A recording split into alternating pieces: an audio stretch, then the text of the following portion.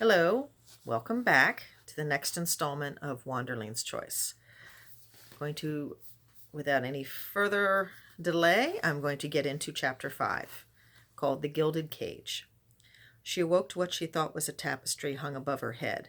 When she turned her head to either side, she saw instead that she was in a spacious room lying on a canopy bed.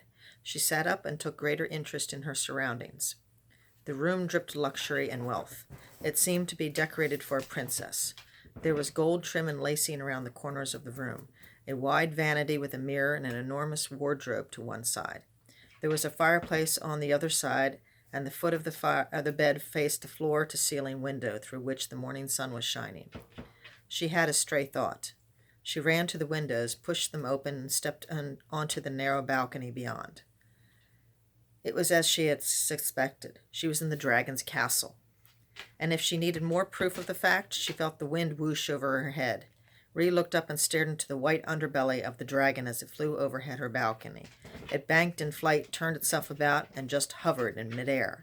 Its faceted eyes glittered like jewels, and it lolled its tongue out at her as it laughed. With a gasp of fright, she fled back indoors and slammed the windows closed. She ran to the farthest corner of the room and huddled against the floor, shaking in terror. How did she get here? The dragon outside her window only laughed harder, making the room shudder. She heard the great wings flap as it flew away. She buried her head in her arms and whimpered. She just huddled there for a long time. She had no idea how long she sat, trying to convince herself that it was all a bad dream.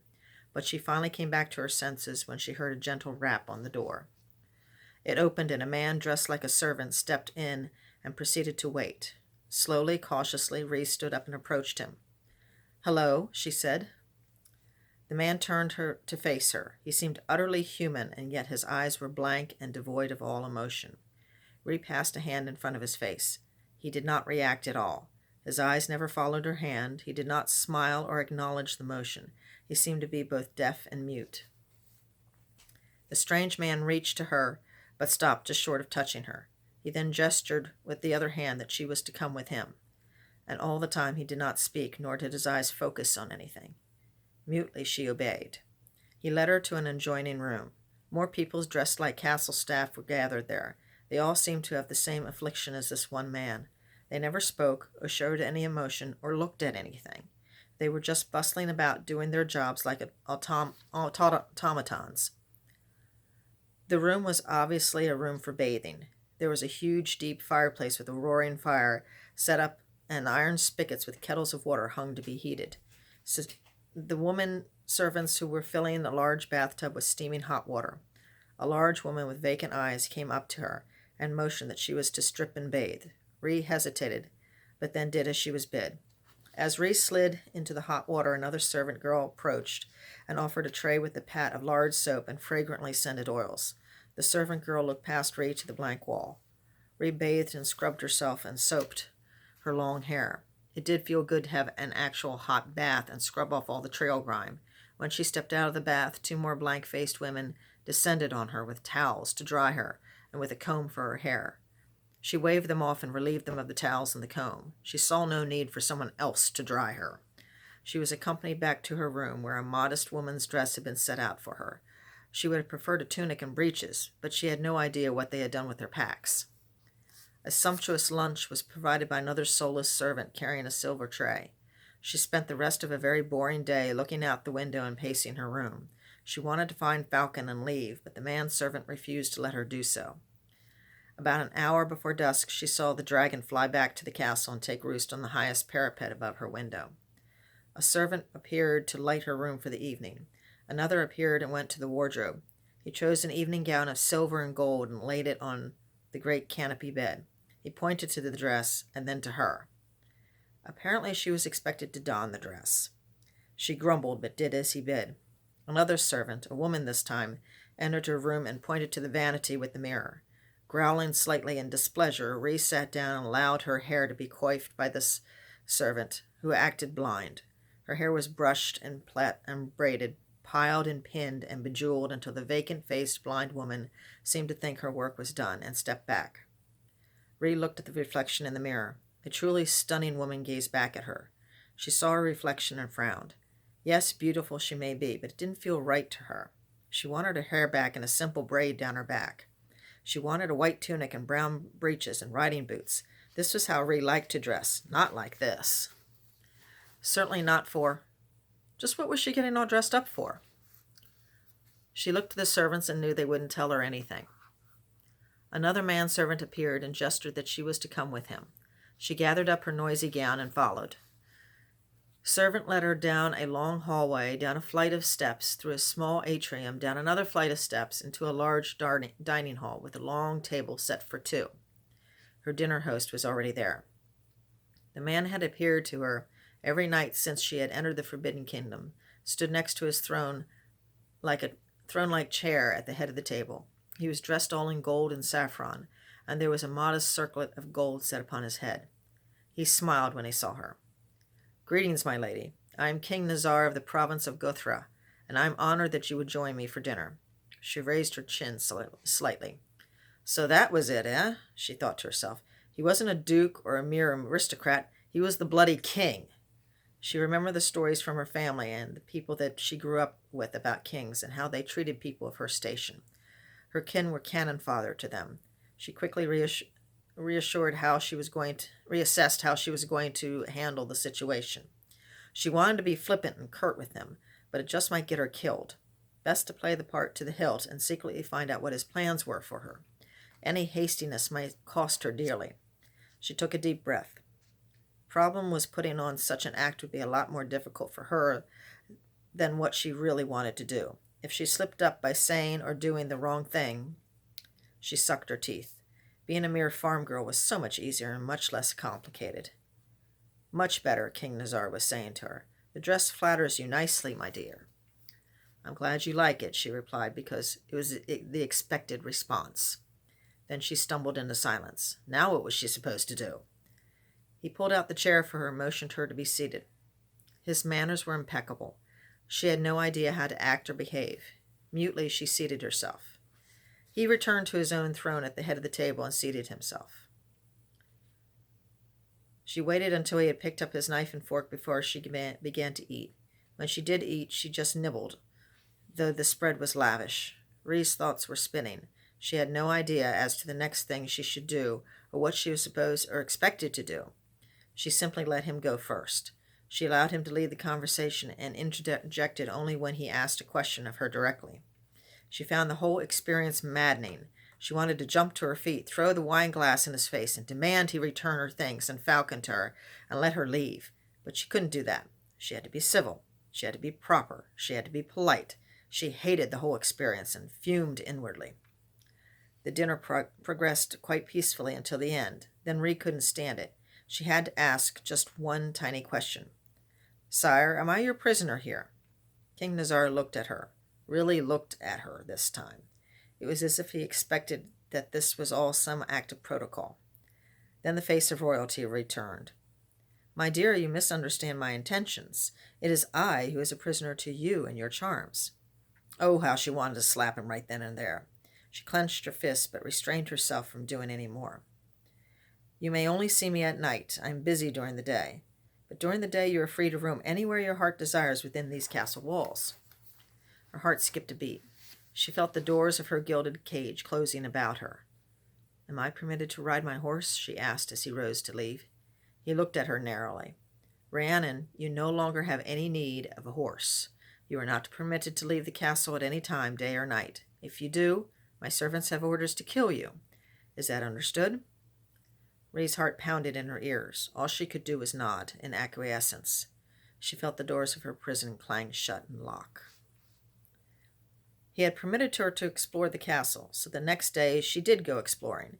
She noticed whenever she went, there were the same people following her.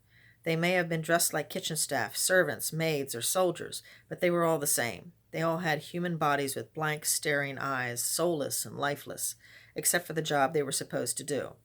Whenever she tried to get free and alone, she would see one step around a corner and just stand there, observing, watching. She felt like she was being followed by ghosts. She first went to see if she could find the stable. Most castles had a courtyard and a barn. Maybe he had hidden Falcon there. She found the courtyard easily enough, and yes, it had a stable, but there were no horses or any livestock for that matter that she could see. The hay was musty, the grain moldy, and any piles of manure were white and so dried out that they crumbled to dust when kicked. There was no sign of Falcon.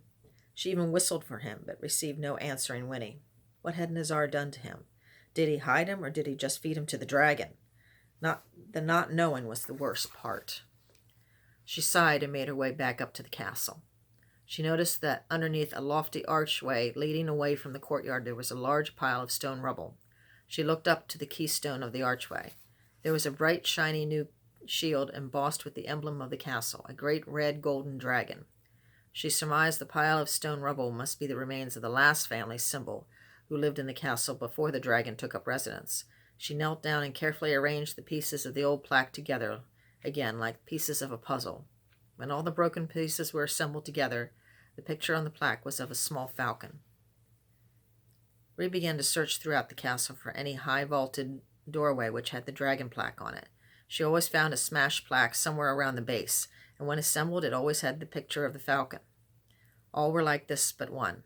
The last one she assembled had the picture of a feather in silver paint. Ree gasped and stood up. She looked at the silver medallion she wore around her neck.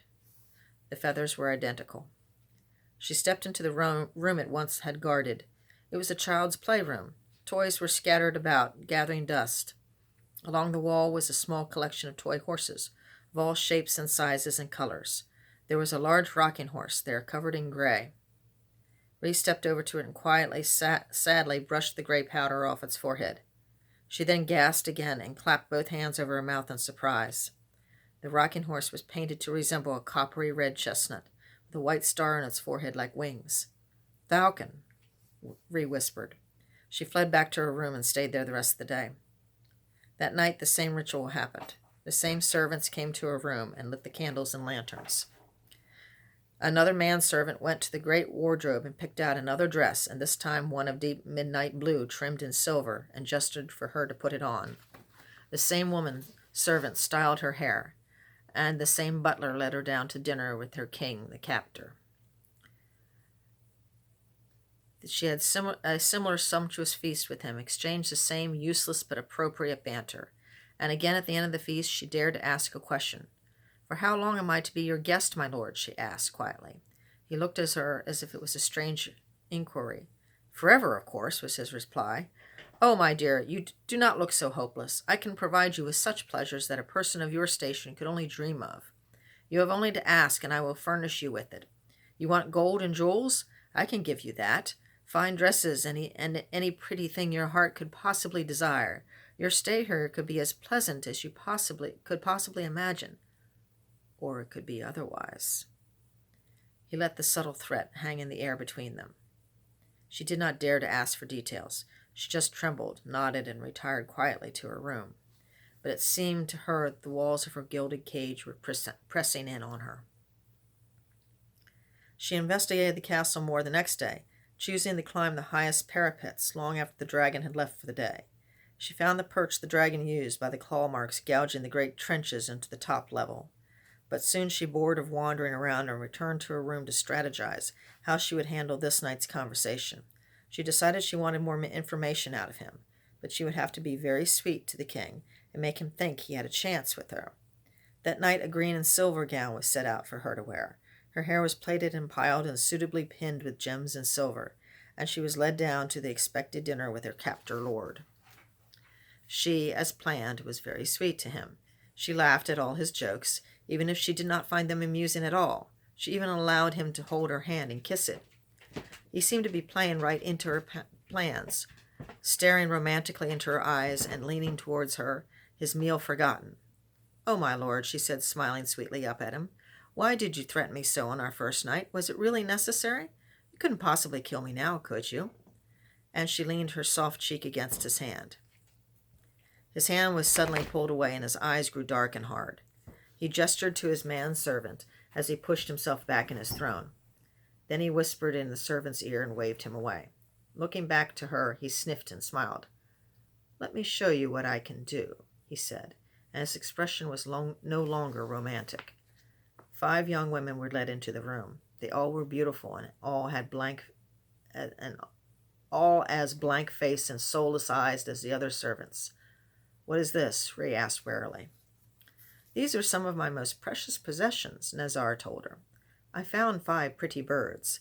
They were each so lovely I could not let them fly free. Something bad might happen to them, so I caught them and put them here in my golden cage, where they would be safe from all harm the cruel world might do to them. I gave them every little thing a pretty bird might want. I even asked each one of them to marry me, and still they were not happy." His eyes shifted to meet Ree's gaze. "So I separated them from their souls. Now they do whatever I tell them to do, whenever I tell them to do it. It doesn't matter now if they are happy or not. They're just birds, pretty to look at and play with, but of no good use for anything really important, other than my amusement." His gaze held her eyes. They were cold and hard. "Now I have found a 6th pretty bird to add to my collection."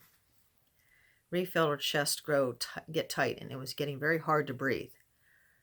"Please excuse me, sire. I believe I need some fresh air." He nodded and waved her away. "Of course you do. I've given you a lot to think about. Until tomorrow night, my lady." She found she had a hard time walking calmly away from the table and out of his presence.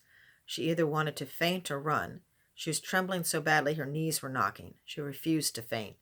So she ran. She ran through the castle. She had no idea where she was going, just that she needed some place where she didn't have a roof over her head.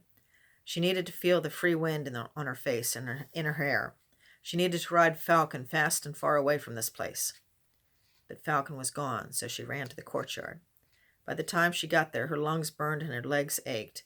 It had been a long time since she had used her own legs to run anywhere. She collapsed in a heap of green silk and silver trim. She gasped for breath. The free wind buffeted her face and cooled her heated skin. She turned her face up to the night sky and sobbed. She was trapped again, and it was all her fault. This would have never happened if she had not taken the left fork in the road. Both her hands found the silver medallion she wore about her neck. "Shane," she sobbed, "please help me. I'm in a cage again. Please help." There was a flash of light in the minute the words left her lips. And he was there, just as he had promised, standing before her as she knelt in silk and diamonds at his feet. "Rhiannon?" he said in confusion, and bending down, he stroked her expertly styled, bejeweled hair. "What's happened to you?" She realized Shane barely recognized her, dressed as she was. Then he looked about him as surroundings. "You're here," he said slowly, and his voice had a strange ring that she had never heard before. "How? Why are you here?" "The Dragon Lord has caught me and won't let me leave," she said. He spun about at her words. "Dragon Lord? Did you tell him your name?" Ree climbed to her feet. "Well, yes, he asked." Shane uttered a word in another language she didn't understand. He ran his fingers through his hair and danced in a circle in frustration. "Never tell him your name. Do you hear me? Never. That's how he catches you." Ree had never seen him so upset. Then a voice shouted from beyond them. It shouted one word Ree did not recognize. "Oh no," Shane said, and his face blanched white. "What is it?" Soldiers began to materialize out of the shadowed recesses of the courtyard. Lots and lots of soldiers. "I can't help you, Ree. He has my secret name. My magic is useless here." "What? How is that possible?" Ree cried out, as she saw the soldiers headed for her now. She turned back to see 4 soldiers had grabbed Shane, taken his sword, and were dragging him away. He struggled and thrashed, but he could not fight them off. "You need to save me this time," he called after her. She felt the dead hands of 2 soldiers take hold of her arms. "Shane," she screamed. "Save me, Rhiannon. You're the only one who can." And with that, the darkness swallowed him up. Dun, dun, dun. Until next time.